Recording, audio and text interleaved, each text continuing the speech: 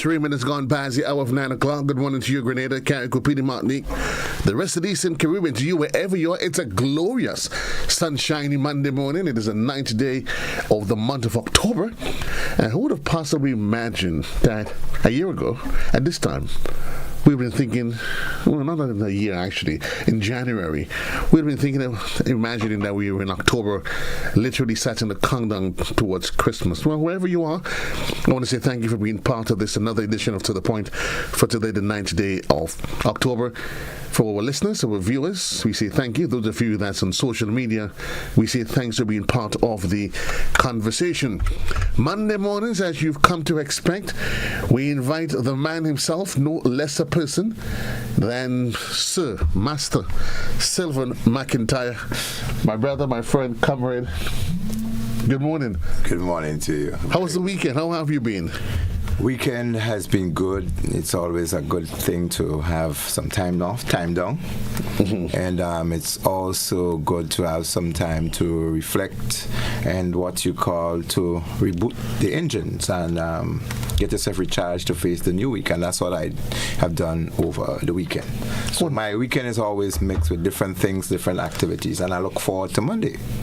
We look forward to Monday. And it has become part of our staple as to what happens here in Classic.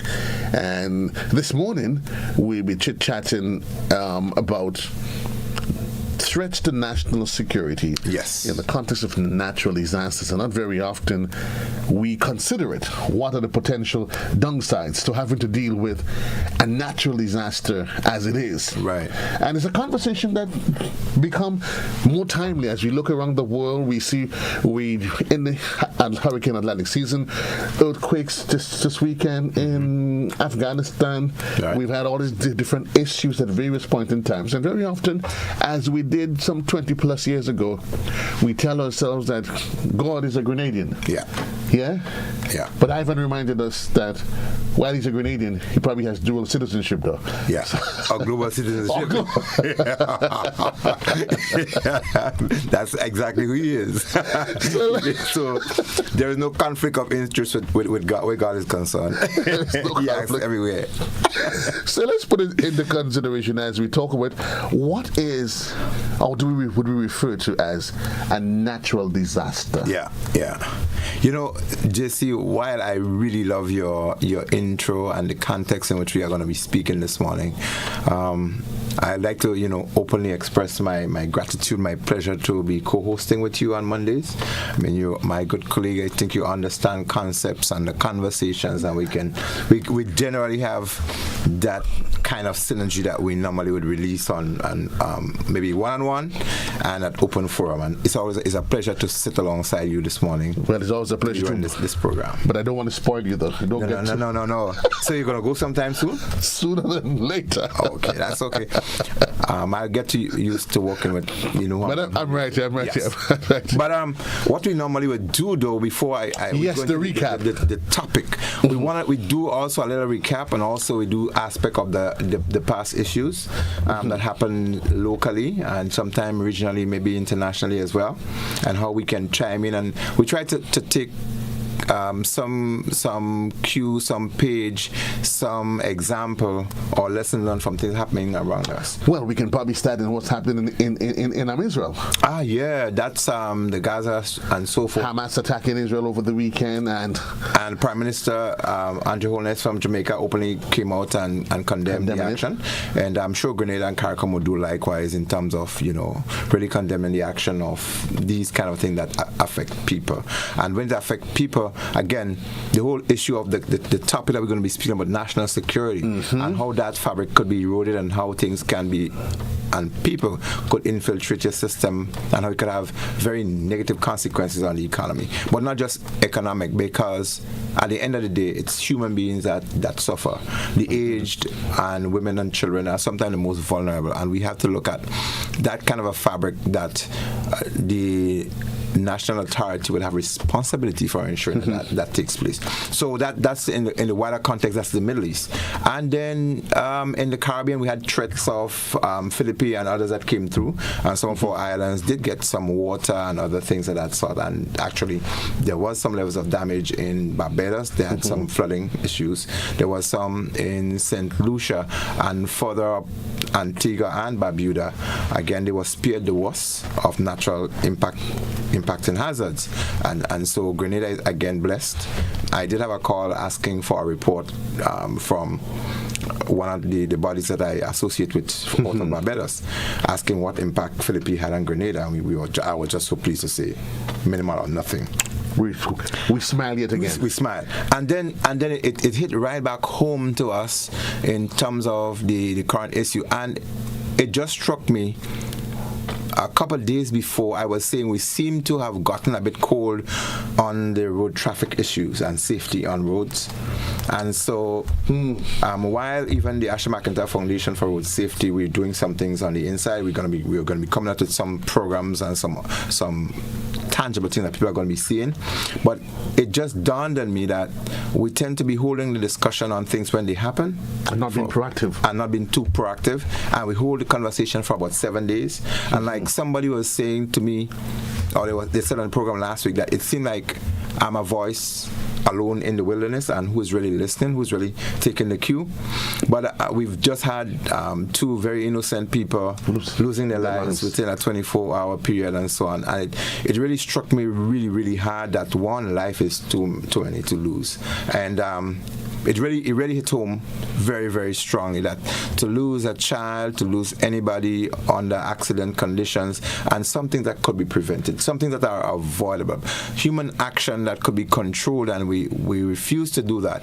And then the enforcement mechanism as to how people are being penalized, how they are made to pay for their actions, etc., that still leaves a lot to be desired. And so going forward, you would hear us speaking about these things. Maybe, again, people have spoken about it, and again, the conversation seems to be, it's like about 2 days, 3 days gone, and the conversation is not really there. People are not really coming out. We want people to be a bit more vocal on the issues of road traffic and safety. And when you highlight things, they get implemented. The authority tend to listen to you a bit more. They tend to happen. Through this program that we started months ago, I think it's just about a year on. We didn't celebrate as an anniversary for this Monday program, but it's just over a year now we started this program, and I happen to be looking at the small steps and strides we have been making and the conversations we've been having. And despite no big open response to what we're saying on the GBN on Monday morning, we have seen the small improvement. We spoke about road signs. I've seen a lot of them improve. Correct. Yes, I have I'm sure, JC. It is quite visible. And yes. To say that they have not been improvements, yeah, it would be a blatant lie, yeah, and just being, shame, and just being shameful. But in the greater context of what you're saying, it is never. Very often we assume, yeah, that our voice is the lonesome one. Yeah, John was said to be the lonesome voice in the wilderness. In the wilderness. Yeah. But the significance of what he did. Yeah. Can never be underestimated, yeah, in the context of Christianity. And Noah with the ark, Noah was speaking to the people.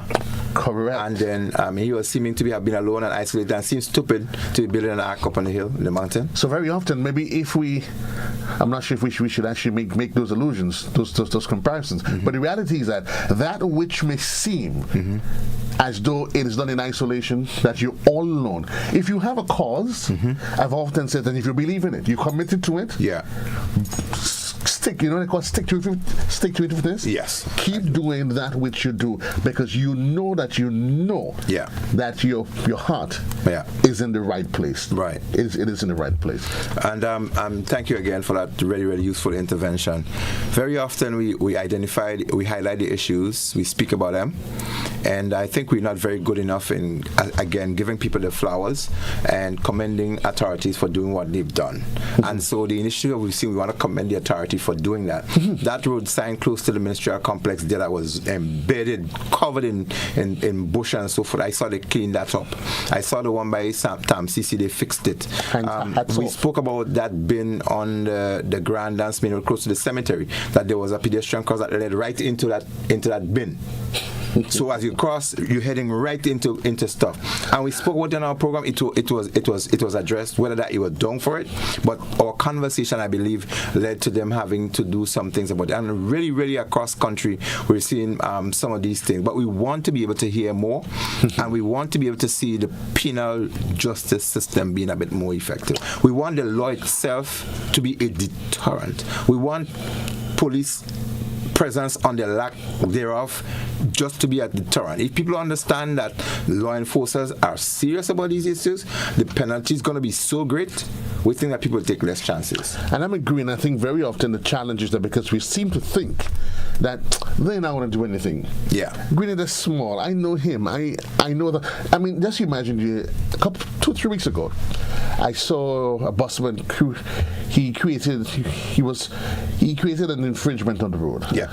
And the police officer pulled him over.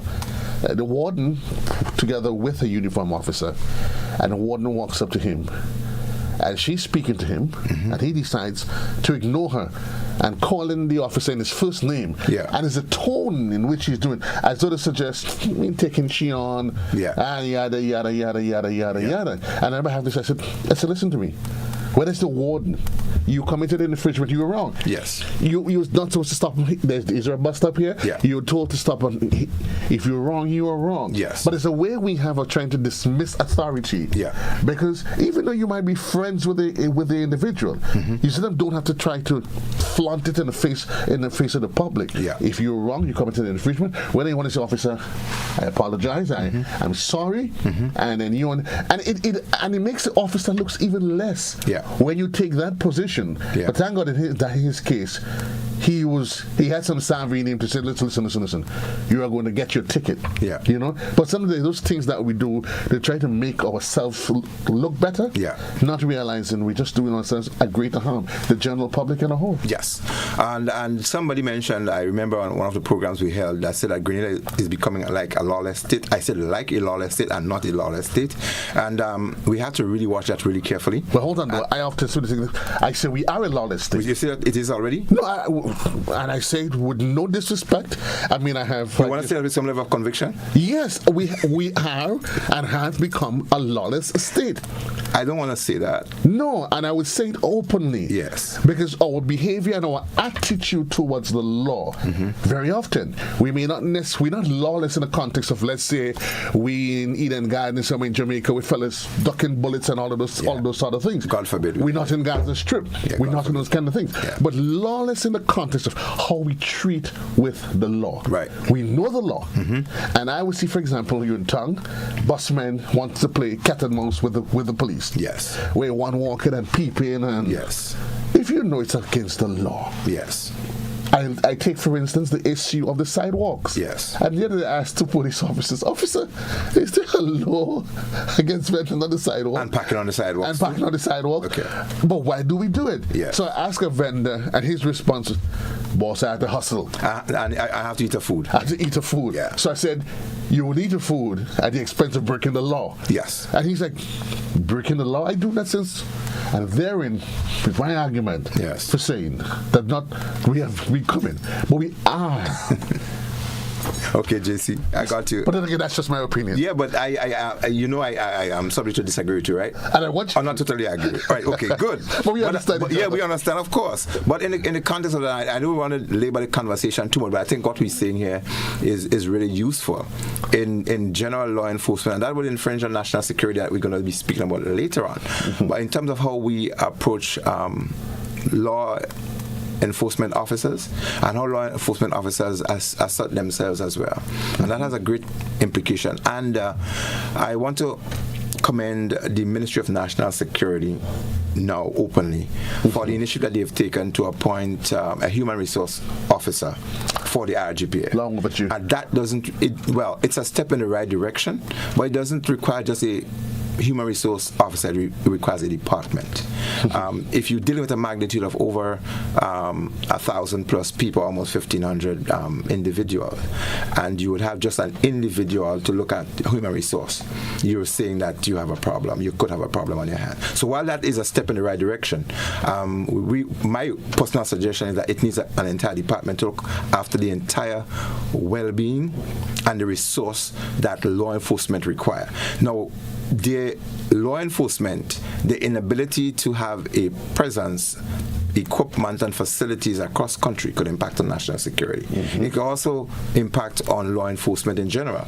Some of law enforcement actions sometimes become too predictable, and so that people understand how to bob and weave within the system and get away with things.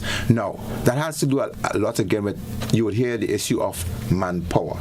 And I'm absolutely sure that that would be one of the things that would be addressed by the newly appointed human resource officer, because police officers generally, with no really defense to them, but generally they are overworked in a lot of places, a lot of instances. They're under-resourced in terms of how they are able to handle some issues across country. If you look at mission creep over the years, the amount of things that police were required to do. When I joined the police force in 1983, immediately after the Invasion, Intervention or Rescue Mission then, in 84, when we joined in April, there were just about 100 plus officers in. And so the duties then had to be covered across country by all of these 100 plus people. We've grown since then. We're still 100 plus thousand Grenadians. And if you look at it, there's just about one police officer per 100, I think, or per 100, technically, because I think we have 1,000 plus and Grenada about 100,000 people. Yeah. So that in itself tells you that how the resources, human versus the issues and the task, that has huge implication on how people view the law, how people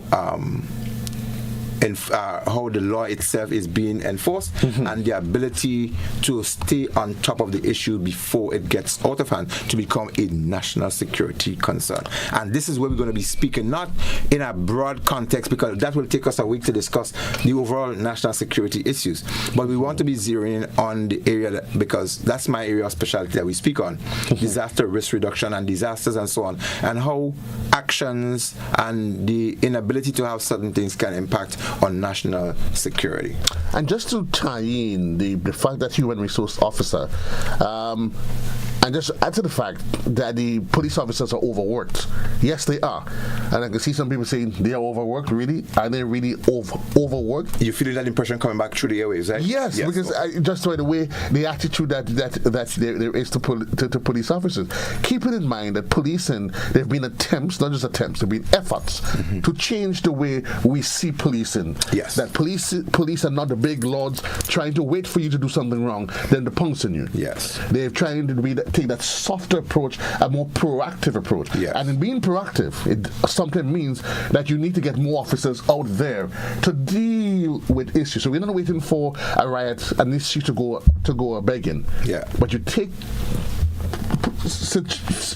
a position that allows you to avoid those things happening, and very often it requires more hands on deck to address those issues. Yeah, but what I support you with the more hands on deck, but the more hands on deck need the instrument to support what they do. Now, if the law is forceful enough, I give an example of some of the states across the world and the close Caribbean. I take, for instance, Florida, Miami, that I travels quite a bit. And I recall, driving to areas that is called school zones. You know that, JC. And there are areas that's called restricted areas. And you'd wonder why the vehicles are moving so slow in those areas. There isn't a policeman there. There might not be many cameras either. Right. But people understanding that if they are caught traveling at a certain speed, behaving in a particular way, consuming certain type of beverage or otherwise, what the penalty would be, they don't take the chance. Right. So you don't need a lot of hands on deck, boots on the ground to enforce. So we're speaking of a wider issue where the penal system, then that mechanism must be so strong that it has to be a deterrent. But that it keeps people from not wanting to commit themselves because the penalty is so great. But not necessarily being fearful. No, not fearful, but respectful. You have to respect. And so enforcement and security measures to a large extent is about the protection of economies and the protection of people, assets, resources, etc. It is not that people would have to be scared about it. So if you put a wire fence up, you put up security cameras or otherwise on your workplace, it's to keep your staff and your assets safe. Not that you want people to be afraid of your business or you want people to be afraid to come. And when police officers are on the street, and we don't want to make the program seem about police and law enforcement today, but when you have the presence on the ground, it doesn't have to seem as a police state. But Bernard, if people understand who a police officer and what law enforcement is all about, it's about people's protection and ensuring, it's here what? The fundamental responsibility of law enforcement is the protection of life and property. Not bullying or beating people. Right. Not fighting out people to be fearful that you're this big guy that carries the big shoulder and otherwise and the big baton or truncheon that you're going to live for people and you carry M16s, 45s and 9Ms to take people down when they do something wrong. But it is a service, and this is why in the 1979 era to 83, it was changed from a police force to a police service, because the intent then was to show people that we are about service. And when I served then, what I said to people, and some people didn't like it, I said, I'm a paid servant. I may just be paid in a higher class than you are, but I'm a servant. If you look at people who are flight attendants, a flight attendant technically on an aircraft is similar to that of a waitress in a restaurant. You're high flying, you're high up there, but you're doing the same work, you're serving people. Service. You're doing a service. So it doesn't mean that the flight attendant is superior to that of somebody who works in a regular restaurant. Right. It's just that your paying grade and your position and the perks seem and appear to be different. But at the end of the day, it's about service. And this is what the whole mechanism has to be. And I think if our public service and those who present themselves to deal with others would understand, I am not just trying to make a dollar.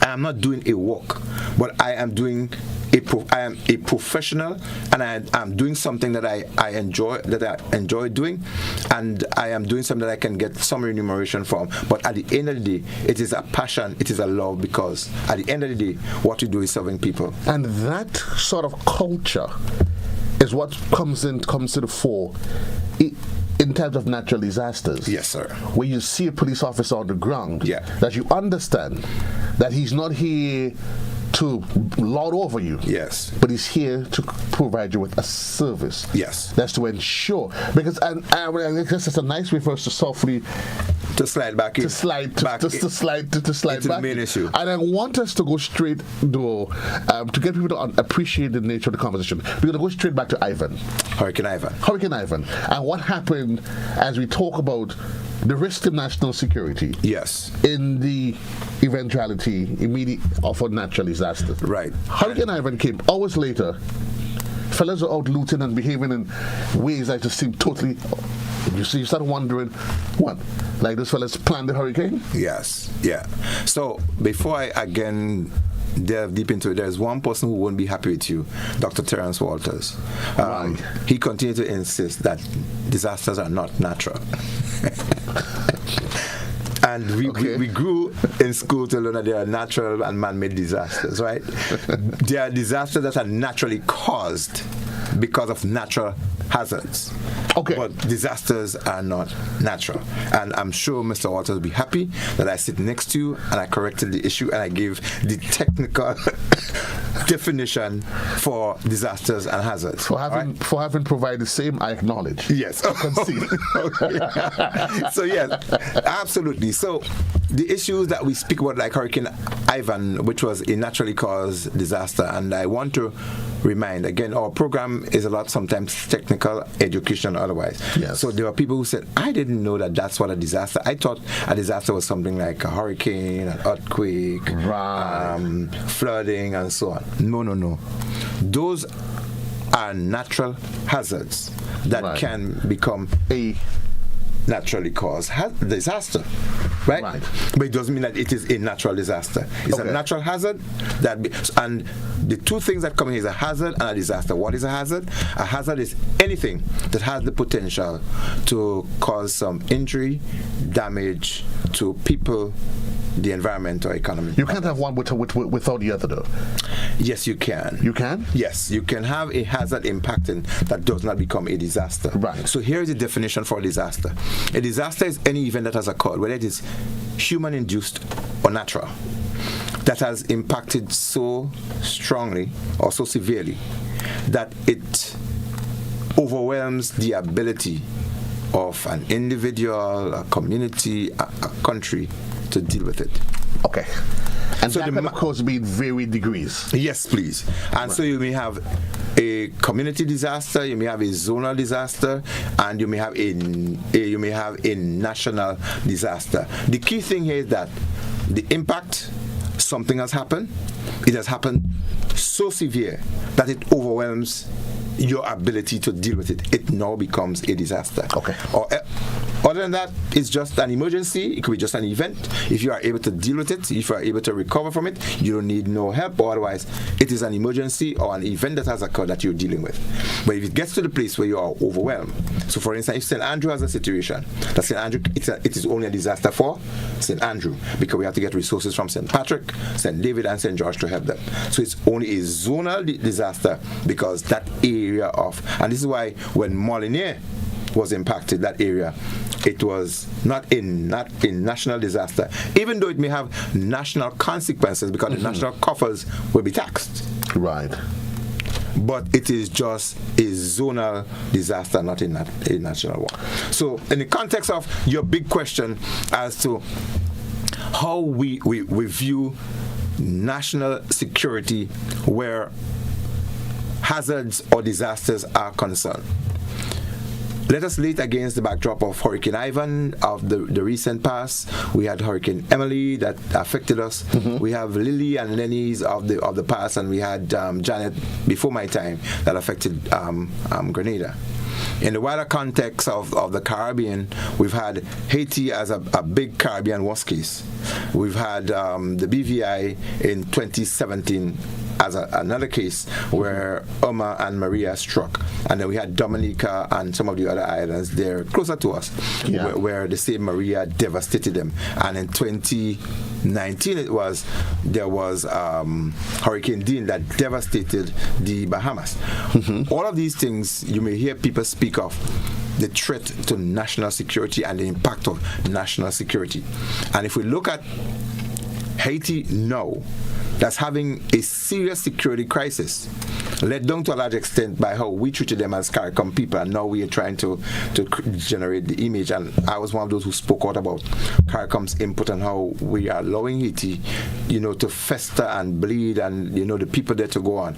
And we are happy today that CARICOM is making a concerted effort, supported by others, to have a regional force in Haiti to help them with the national security issues that they're having. And what happened there is that the disasters that they have been enduring or undergoing over the years has exacerbated that condition. It has become worse.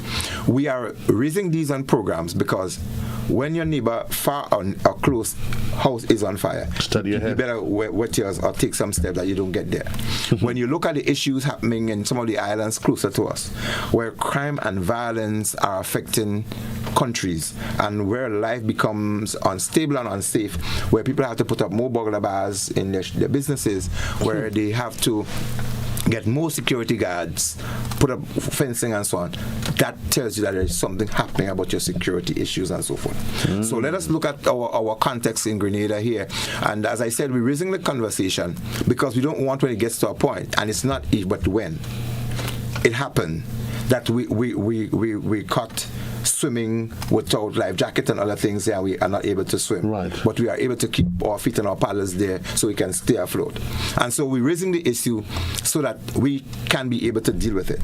One of the fundamental things is access to information and knowledge as to how to deal with these issues. And it starts as small as the programs that we're holding and saying whether or not people respect the law, and whether or not they are law-abiding citizens, and whether or not the enforcement mechanism is there. When something happens, people will become anxious, and they would pressure your system because what they want is some sense of relief. They want some sense of recovery. Well, let me ask you though, because I asked myself though that question many years ago. If we can just paint a psychological, give me a psychological, what's happening in an individual's mind. Is it that they've planned these events? Is that who they are naturally?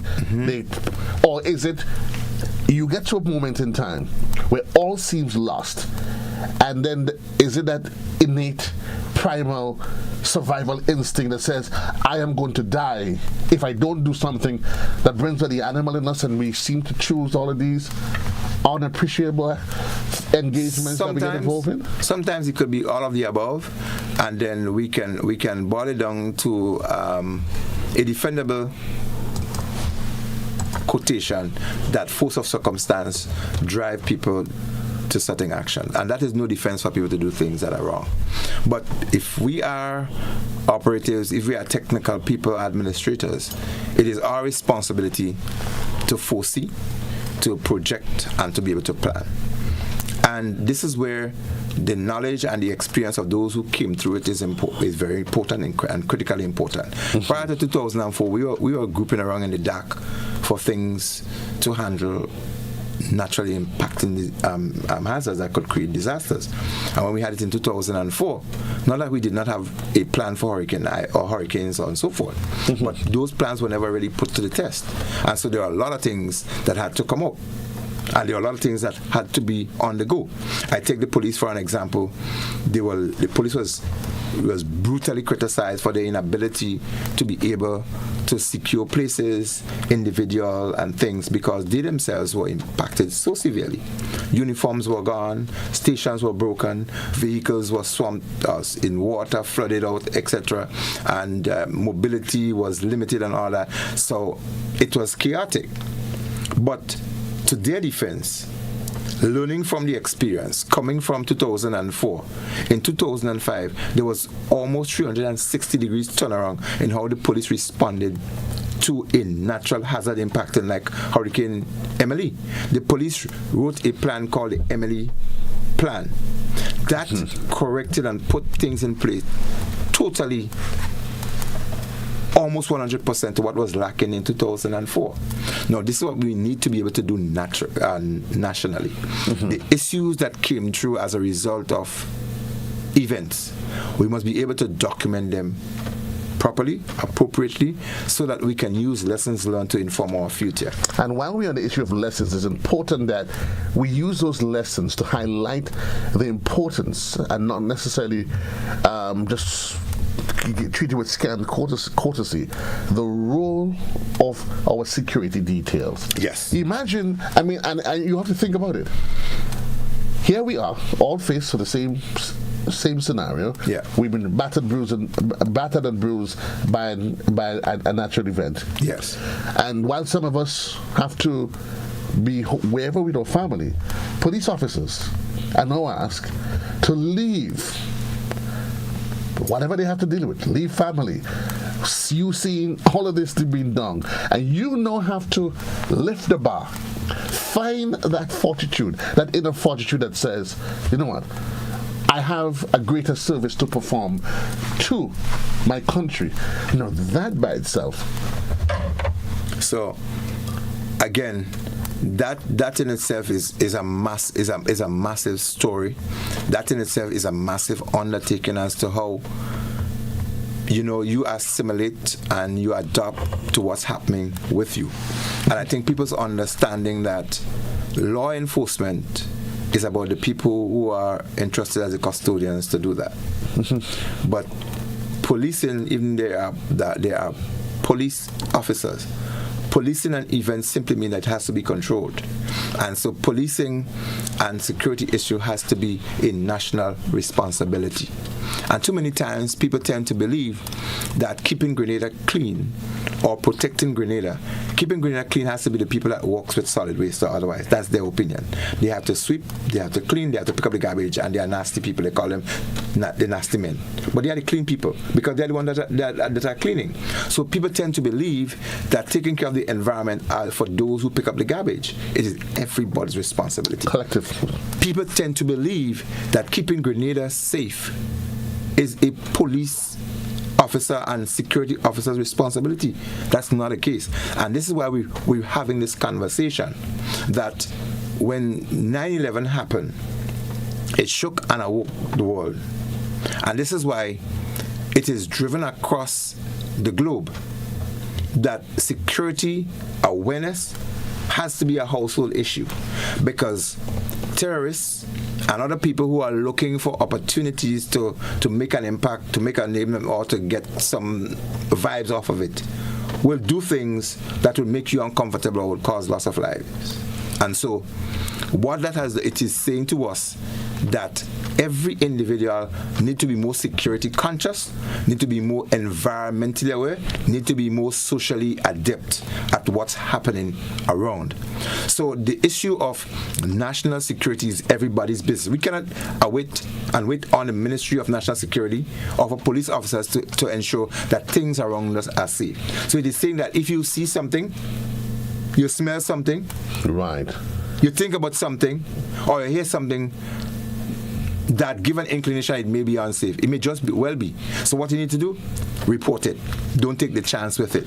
But you've always, the RGP, everybody have to take a commercial break. We haven't done one. We've talked about, and I actually don't feel like doing it, but I hope a bad medicine don't take me. But we've always talked about it, we hit about it, the crime triangle. Yes. If you as a civilian can limit, yes, you get up in the middle of the night, it reminds me of the time I got up after 2 and I see this gentleman sitting in my veranda. Yes. What's he doing here? Shelter in the rain. Yes. Here? Where? In the veranda? Is that the wrong place for somebody to shelter the rain? Yeah? Is it? If you shelter in the rain, I expect to see you outside trying to look for a vehicle, but not when you see one comfortably relaxed. In the veranda? Yes. Yeah. And I got a bit, I said, boss, listen, don't get me 2 o'clock in the morning. Yeah. But at the point you're making is, you have to do that which you can, even under normal circumstances. Yes. Far worse, far more, when you have one of these natural events.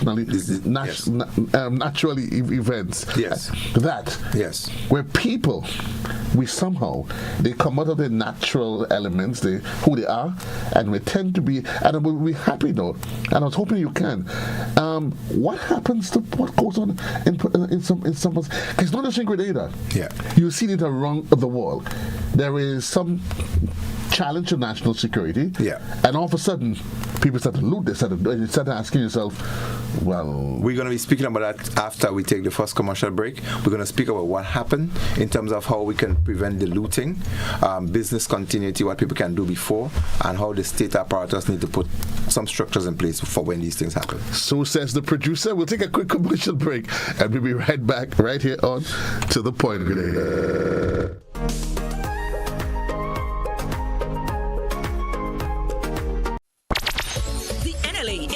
More chances to multiply your Playway winnings by adding Multi-X to your regular Playway bets to win up to 5 times more. Imagine winning as much as $1,200 instead of $240 with a $10 Playway bet by simply adding Multi-X. Place your Playway bets from $1 to $10 or in increments on your favorite Playway symbols or numbers. Then add the Multi-X option at the same value to win 2 times, 3 times, 5 times more, or free plays. With Multi-X, you must bet the same amount wagered on your regular Playway bets for your winnings to be multiplied. Grenadians, value your dreams and win your way as much as 5 times more with Multi-X added to Playway, and watch your money grow. Must be 18 years or older to play. NLA, making your dreams come true. Introducing the NIS Dream Loan, where possibilities are boundless and your aspirations are our priority. No matter where life takes you, NIS Dream Loans are here to make your dreams a reality. From purchasing your first plot of land or dream property to renovating spaces, building your home, and seamlessly switching mortgages, we cater to every step of your journey. And here's what sets us apart. We offer easy financing options with competitive interest rates, quick approval processes, and flexible repayment terms. So why wait? Apply now and let our dedicated NIS team guide you through this exciting journey. Visit nisgrenada.org/dream loan or call 440-3309 to book an appointment. Terms and conditions apply. Your dream awaits.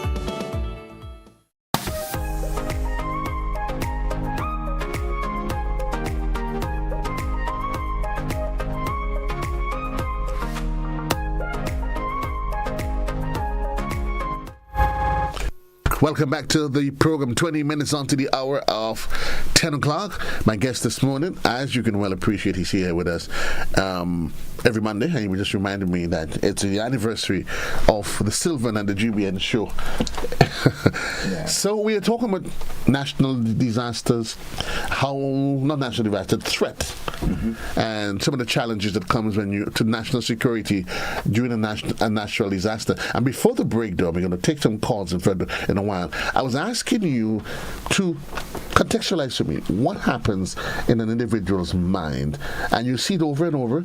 There is some, whatever the issue is, a natural disaster, there is some challenge to security. Yes. And all of a sudden, we see some animalistic behavior comes to the people. Yeah. They start to loot, they do this, they do that. And it's not just around the world. We saw it in Grenada, in Ivan. Yeah. And I saw it, I went, whoa. What's happening there?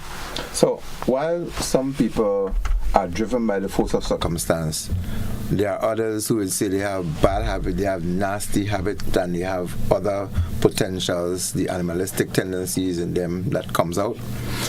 Some people were cultured differently to not be satisfied with things that they should have and have access to it.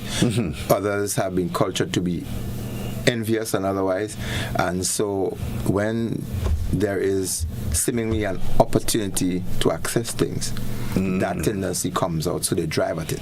Then there are others genuinely who are driven by the force of circumstance, that their survival instinct says, if I don't do this, I'm going to die, my family will suffer, so I have to take my chance to get something. And this is why when litigations are laid against people, that you have to be able to defend yourself, that there was a just reason why I did what you had to have done. And in the case of violence or otherwise, seemingly, you have to justify that it was a situation where force was released, exhibited, and so, but I had to do it because it was a case of self-defense. And so there is no real blanket statement that justifies somebody behaving in a particular way when commodities are scarce. The conversation is, though, how do we mitigate those issues? But before we answer that, though, let's just engage this caller here. Okay, we'll take a call. One time. Good morning, caller, you're alive. Did we lose the caller? You alive? Yes. Good morning to you. Good morning. You're alive. Yes, and good morning to your guests. No, according to Mr. Markter, if policing is everybody's business, therefore, you see why we shouldn't anger the society unduly in order to get them to cooperate with us on many matters in solving problems. But something we did not talk about over the months since that program is on, Mr. McIntyre, it has to do with my observation as it relates to our box drain. I had an experience where I toppled over an adult little vehicle one night into a very deep box drain and nearly lost my life. If I wasn't strong, I would broke my neck. What I observed with the box drain is that it creates a lot of debris. It creates mosquito. It contributes to accident because vehicles climb over. It creates a problem instead of solving a problem, and therefore I believe we should desist from creating more box drain. Instead, we should do what we call sleeper drains, which will help vehicles in case they have to maneuver to get away from an accident. I would like to hear your take on that, sir. Okay. Thank you very much, sir. Oh, good. I support the call as one of those who advocated for that revisit to slipper and box drains. And a good example is just on that road where the old government house is and the Red Cross building there. Mm-hmm. There's similarly something. It is not totally a box drain, but the depth of that kind of a drain in itself is a hazard. And I think shortly after I held the program here, I was driving up the street and there was a vehicle on its side down in that drain. There might not be sufficient, or let me just put it this way. Not every area slipper drains would be able to go. And so what has to be done is an analysis of the area, careful scrutiny, and the options to how you can modify what has to be done. The box drain, when placed, it should be covered with grills or other things, or you may have slabs that you can put over those box drains so that it gives added space for pedestrian. It gives good way runoff for vehicles that may need to get more space on the side of the road. So in some cases, I think that aspect needs to be revisited, where slipper drains may not be appropriate, but if you have to put in box drain, they should be covered so that it doesn't pose that level of threat to pedestrians and to vehicles. Keeping eyes on the clock, 13 minutes onto the hour. I'm trying to keep you here longer than I actually need to. That's okay. Onto the hour of 10 o'clock. In case you're just joining us, Sylvan McIntyre here with me, and we're talking about the whole conversations, touches and surrounds. Keeping myself safe. We could break it down. The threat to national security. And we were just talking about that human instinct that seems to kick in. I call it that primal instinct that's in us, that says, you know what? Let me get it. And we behave in some unsavory ways. But what could be some of the other challenges, though, to national security during that? When things happen and people happen to be in need of the basic physiological needs, they need shelter, they need food, they need clothing, and they need comfort, and so forth. They become anxious, and the primal instincts and other things would come out of people, and it has to be managed, it has to be controlled. If not, it would get out of hand. And so we have to understand that if there isn't a structure that speaks to how people are going to get access to food, and that's the aspect of food security that we are speaking about. Mm-hmm. If there isn't something that speaks to how will I get relief items to get my shelter up or my house as quickly as possible, there will be that anxiety. And if there isn't that safety net that is created to say that where I am living temporary, I will be safe, or where my house is, that it will not be broken into otherwise, people will want to take law and actions into their own hands. I would ask you, though, but I want you to answer, whose responsibility is it to create that initial safety? Is it that I take the personal responsibility, or do I depend on the state to do that? But we go to the telephone lines. Good morning, caller. You're alive. Good morning. Good morning. Yes, good morning. Yeah, I mean, listening to the program, and I'm calling from Michelle, and I want to be quick. I think it's a very interesting program. But I'm trying to find out how much of what has been said is instituted in the schools system in regards to security, disasters, and so on, education of our young people, especially the secondary level, about these things that we talk about, and recognizing the job of the police. We have a tendency to be disrespectful to the police officers, and so we need to understand the value of them and be taught by the schools. Young people may come in very aggressive these days and not respecting police officers, and we need to share with them what the importance and your host definitely really bring out that. So just want to share that this morning. Thank you. Thank you very much, caller. Yeah, and thank you, caller. I think the police force has to be commended over the last couple of years for its level of involvement with the youth and its involvement at schools and at community places, trying to be, implement community policing and trying to be more in touch with its citizens and so forth, trying to create the image that police is not just about grabbing and skipping and arresting people, but there's also that aspect of that human touch that the police is there to protect and to serve. And we have to be able to build that through the family structure. If we get parents to not create that environment of fear of the police too much. A lot of times, parents tend to use that as a means of correcting the children. They're going to take them to the police. So, the police is going to come and get you. That's the bad man. So you're the bad man. So when you start at home to create that kind of a thing, that the police is the one who's going to lock you down, they start generating that kind of a fear for the police. That it's not that the parent will be happy if the children could listen to them. Right. But when you create that image that the police is always the one to lock you down and to tie you down and so on, it really doesn't come across right. So we start building that from early. We're not generating a respect.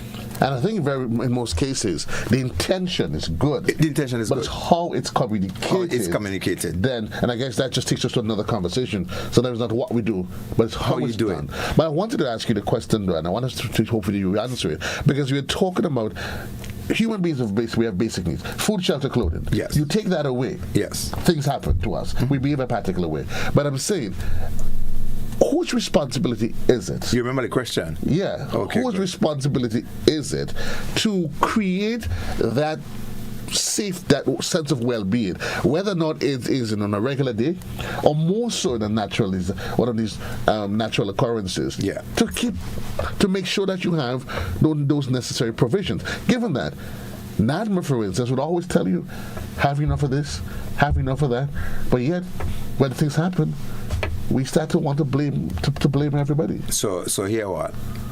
I consider myself a team player, and I encourage people to be part of teamwork and group work and to be collectively involved.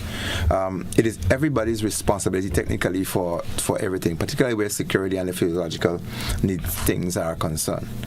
But you know what? There has to be leaders of the processes. Mm-hmm. So you would have mass, but if you look at a flock of sheep, they're in a big bundle, but there'll be somebody who's taking them somewhere, and they would create their own mechanism of getting to where the grass happened to be. They would feed at a particular place. So in general, yes, the question is everybody has a stake, but there needs to be leadership of the process, and when there is an administration, obviously there should always be one. They must take the lead role, and they must set the platform and the foundations for others to build on. Good morning, caller. You're live. Good morning, JC. Good morning, Mr. McIntyre. Good morning to you, sir. Congratulations for your program. The only sad thing is it'll be very, very busy on a Monday morning in particular, so sometimes I can't interact with you. Okay. JC, the question you asked a while ago, and maybe Mr. McIntyre would show some light on it or maybe expand on it. I would say this. Your government is the first insurer in the aftermath of a disaster, whether it is man-made or whether it is natural. The question is, the people or persons or group of persons that is in the leadership and management capacity, are they aware or knowledgeable to the point where they can clearly and safely understand that here it is, have to be on top of the situation at all times, whether it's a disaster or not. Because remember, you are the first insurer. So you must understand at all times your level of vulnerability based on the event. You will know the magnitude of the challenges that you will be facing. Because your next step is economic recovery or recovery. So the question is whether we have relief, which will be a limited period, and then it rolls into economic recovery. And this is the general concept that we, as a people and nation, government, administrators, policymakers, key stakeholders of the private sector, the nation as a whole, understand who we are, where we are, what we're likely to face, and how we're going to deal with it. Then we determine the methodology that we will take. Okay. Thank you very much. Thank you very much, sir. So, I would really thank the caller for his contribution. But in the context of national security issues, what we find, particularly in the OECS state, and maybe CARICOM to an extent, is that national security is always bedded within the Prime Minister's ministry. Most Prime Ministers either hold on to national security, they'll hold on to finance, and they would also hold on to disaster management. And the reason why that is so, it is established that those are key economic pillars, and in the other side, there are things that can really destroy the level of economic benefits if they are not handled properly. And so the key minister, or which is the Prime Minister usually, or if there is some Ministry of Defense or otherwise, those aspects are embedded within. But you will have to look at all of the threats to national security. And disasters is one of them. Crime and violence is another. Health is one of the issues that can impact strongly on national security. How people are taken care of in all of what I've mentioned would impact on your ability to have a secured nation. In most cases where there is a disaster, there's always some transitioning of some government in some place or the other. They sometimes either lose support or they gain support based on the way it has been handled. And with our evolving situation globally, in terms of where things are with pandemics, etc., it could be a question as to whether or not even Ministry of Health should not be an arm of Prime Minister's ministry as well. I've never heard about any Prime Minister who has taken on Ministry of Health of one of their portfodilios. But I guess that could be a new angle of consideration. Or maybe I guess that's where agencies like your involvement, the networking with through those NADMA and other, in Grenada's case, yes, it allows for that, yes, where you have stakeholders that would report.